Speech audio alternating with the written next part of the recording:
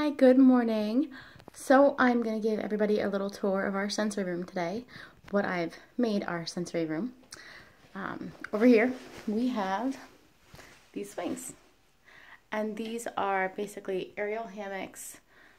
They come with these poles here, which are really great, and you can use them to make, use them like a taco swing kind of a thing. Show you this. I'll get better at these videos eventually. This is all kind of new. I usually just do them real fast whenever anyone has a question. So this is the swing, and the little can get in there like they're, in like a little cocoon kind of a thing. Viv likes to go on her stomach and swing back and forth. And then over here, I have resistance bands.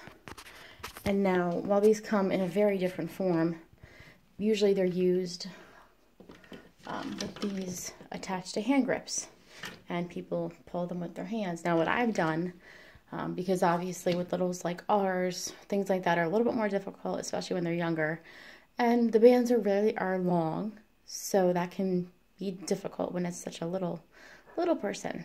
And also you don't want them to bounce if they lose their grip and have it smack back on them. So what I did was I took these really heavy duty eye hooks and I put them into the wall. I put them right into the studs, pre-drilled holes. I did get advice prior to doing any of this from an awesome contractor, Johnny Rodriguez of Titan Construction, and he is here in the Hudson Valley. So he's not there for everybody, but he is here in the Hudson Valley, and he walked me through how to get this whole room set up.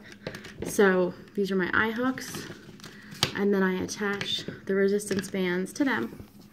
And then basically what the kids can do is pull on it and let go. They can literally just take their whole weight, not for me because these are 50-pound ones, and obviously I am not 50 pounds.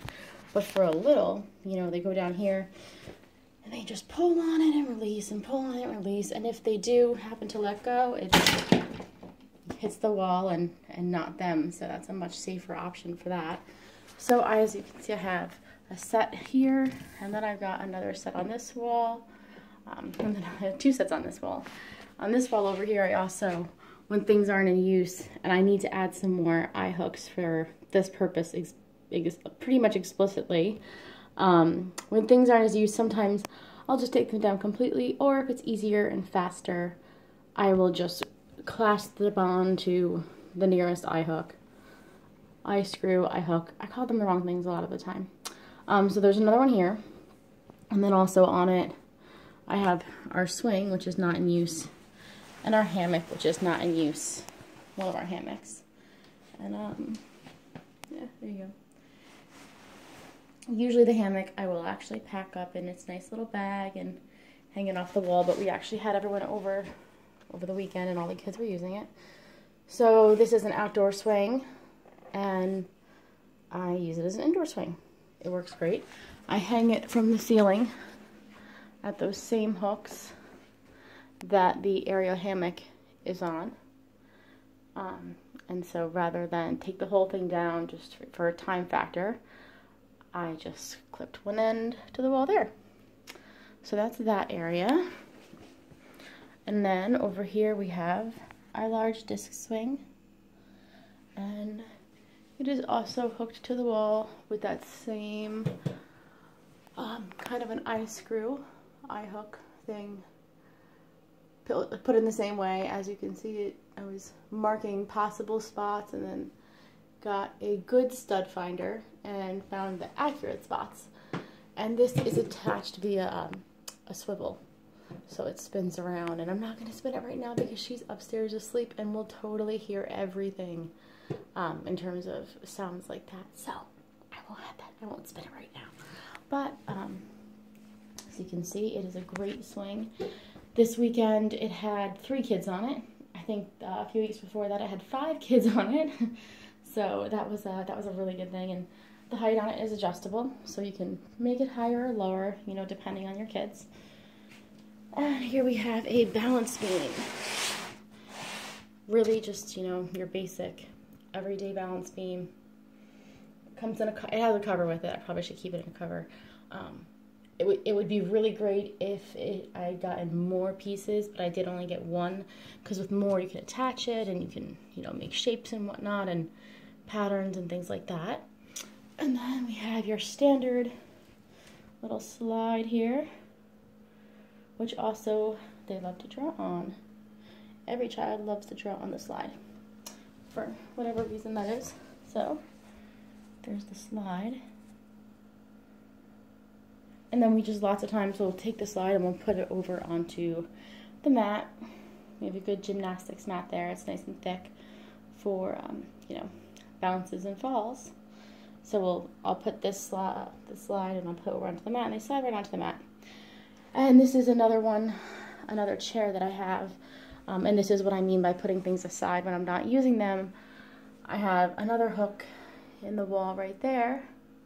And when something's not in use, I'll generally just attach the carabiner to that. And I definitely need to add some more of those all around. This is a chair swing. It's great. The pole is very wide on it. So I tend to only ever have this up when it's definitely in use. Otherwise, I walk into it. That's just, yeah. Rocking horse. One of our friends gave us that, and Viv loves it. We have down here also, oh, and as you can see, my clothesline, because I really like to save money as much as I possibly can. And so in the winter, I hang our clothes. We have a clothesline outside for when it's warm, but if it's below 32 degrees or not sunny, I hang clothes down here. And I don't know if you can tell, but I made the most of the space by actually zigzagging the lines. So without showing you all my clothing, I zigzagged the lines. So it gave me a much bigger drying area without having to compromise space for all the sensory items. So that was definitely one of the smarter ideas I had. Play kitchen, your typical kid craft play kitchen. She's not really quite at the level of play yet with that, without direction, but she's getting there, so you know that's in here as well.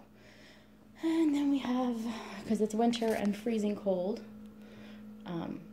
we have these little bikes.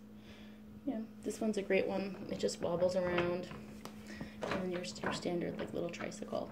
Usually they're outside, but again, it's like negative here. I think today might be a high of 20.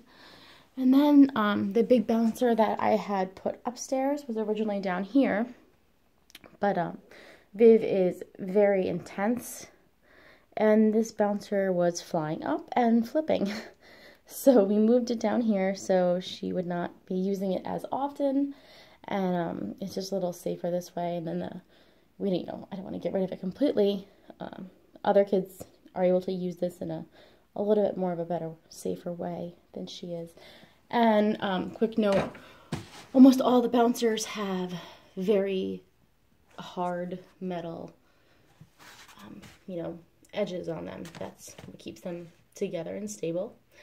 And lots of them come with quote-unquote padding, but that padding is definitely never enough to prevent injuries. When kids fly back and accidents happen. So what I did is I took pool noodles, and as you can see, I put them all around the bouncer. Some I've had to retape a few times because someone likes to pull them apart and eat them, as you can see. I know all of our littles are different in many ways and have different levels of intensity and things that they struggle with and deal with. So this is just a little view into our room and what we have here and what has been working for us so far. And I think that's it for now. Well, we do have a trapeze bar, but that's put away right now. A little intense with that over the weekend. But I'll be sure to have that out next time and show everybody. So that's it. I hope you like checking out our room, and I will definitely make another video soon the next time I put more of the hooks up so that everyone can see how that's done. It's really super easy. Anyone can do it. All right, have a great day.